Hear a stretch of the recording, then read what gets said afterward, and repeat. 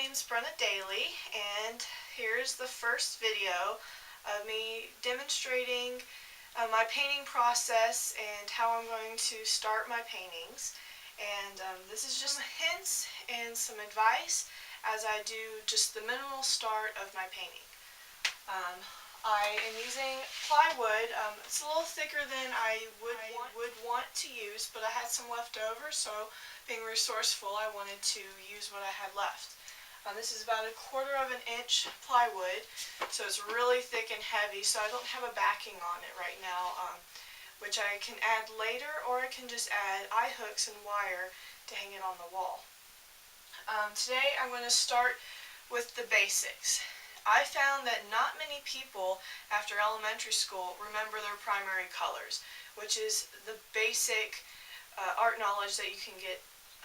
So your primary colors are the 3 colors that you can't mix other colors to create. They're your baseline colors, and they're found in nature. So we have red, yellow, and blue are your 3 primary colors. And from there, you get your secondary colors, which these 3 colors, when mixed with another color, just one other, will create your secondary. So red and yellow, your 2 primary colors, will make orange when mixed together, which is a secondary color. And then if you mixed yellow and blue together, that will create green, which is another secondary color. And then finally, when you mix red and blue together, you get violet. A lot of people like to say purple, but in our world we like to say violet. It's just a little bit more descriptive color name.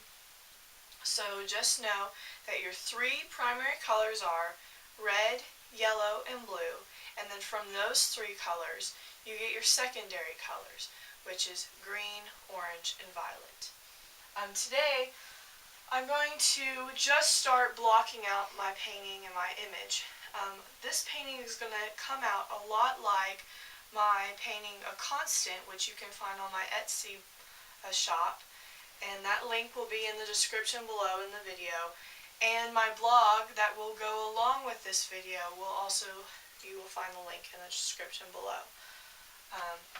When blocking out in paintings, you're just getting the baseline before you add any details in. You're just putting in the shapes so you know where they are in your painting, so you can know where to start from when you go back in with more detailed brushes and palette knives, which is what I will be using to get that little bit of detail. This series is going to be fruits. I figured a lot of people can enjoy these hanging up in their dining rooms or kitchens. Who doesn't like seeing some food on the wall to get their bellies rumbling for dinner or a snack? So I'm going to do just an orange and an orange slice. And of course I'm going to use the secondary color orange, which we just learned that primary colors yellow and red mixed together make. Now this is important too when mixing your colors. You're going to use less of the kind of more darker, stronger pigment when mixing with the lighter pigment.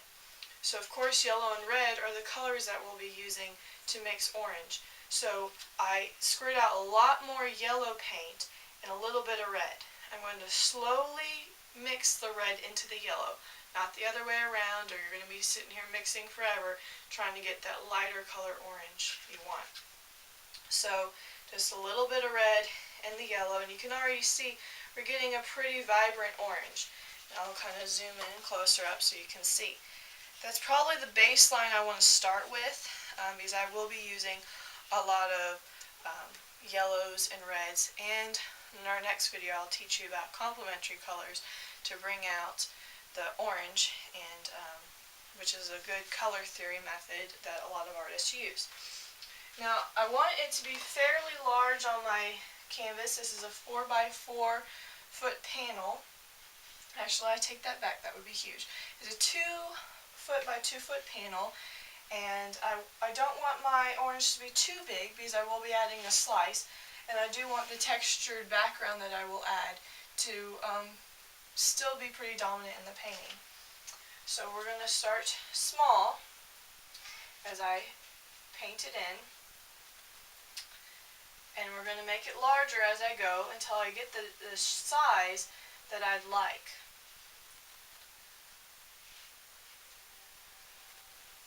Now you're just doing blocking. You don't need it to be perfect because that's what going in later will help, and that's what my next video will be about, is adding detail. And once I run out a little bit of the orange, that's why you squirt out a little bit more than you might think you use. In case you run out, you can add more.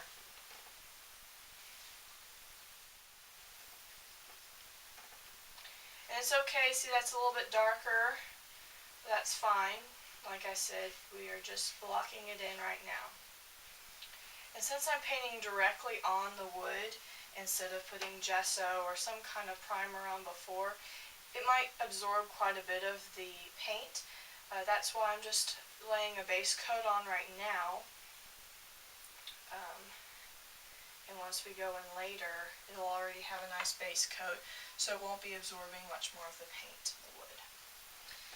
See, it's pretty basic shape, and as you notice, I'm not just doing a circle and calling it done. I move and get that circle just right.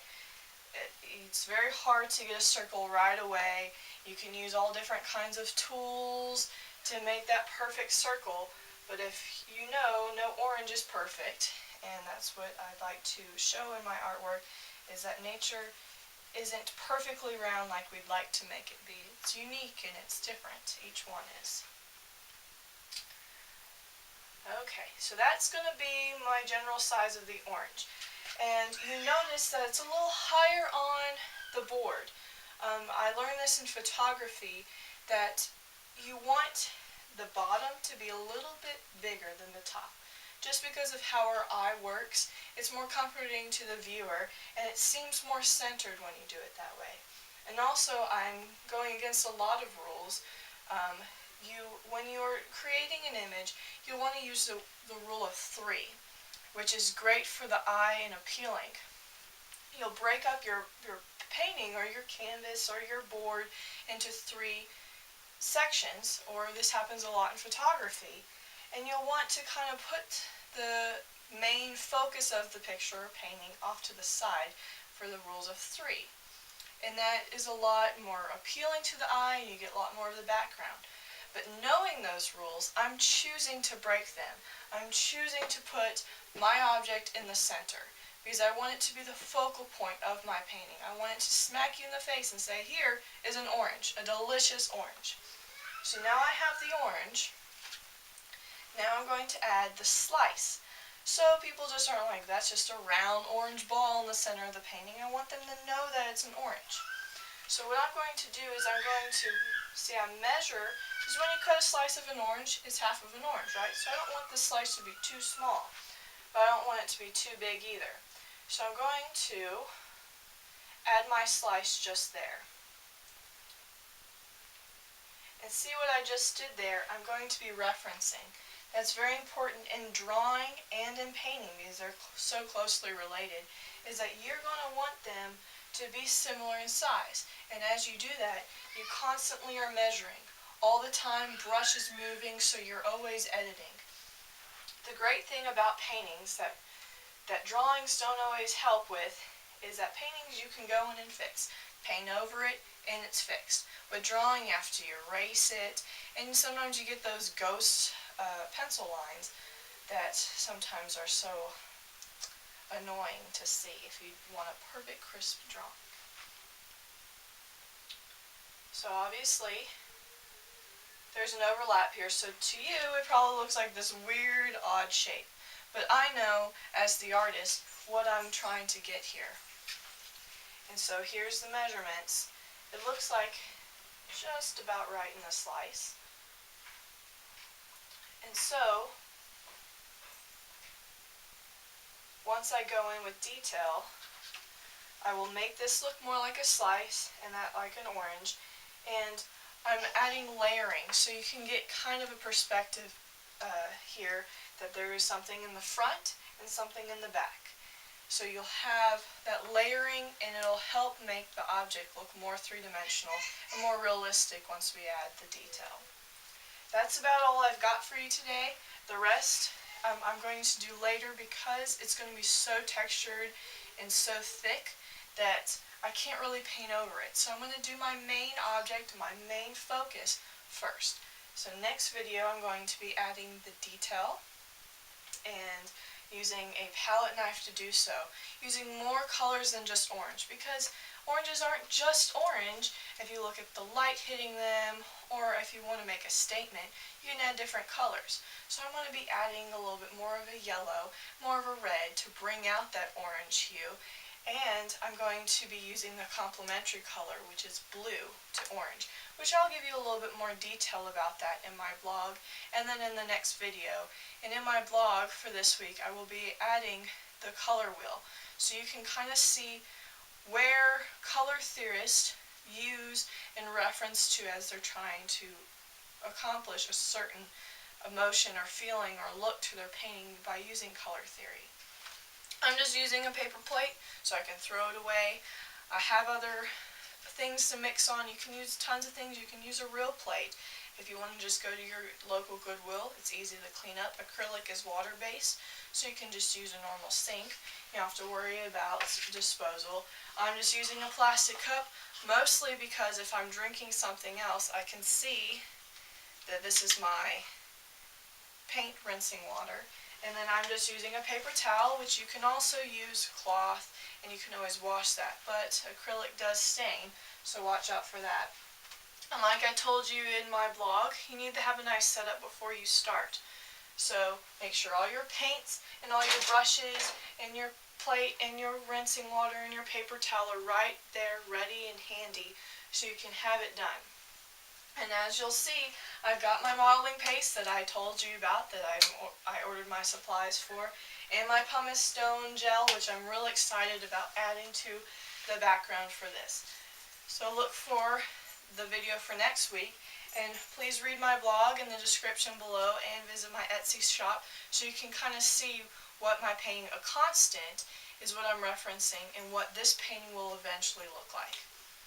Thank you for watching, and I hope you learned a little bit of something and you got a little bit of advice. And keep watching to see me finish this painting and learn as you go and be the best artist that you can be. Thank you. Bye.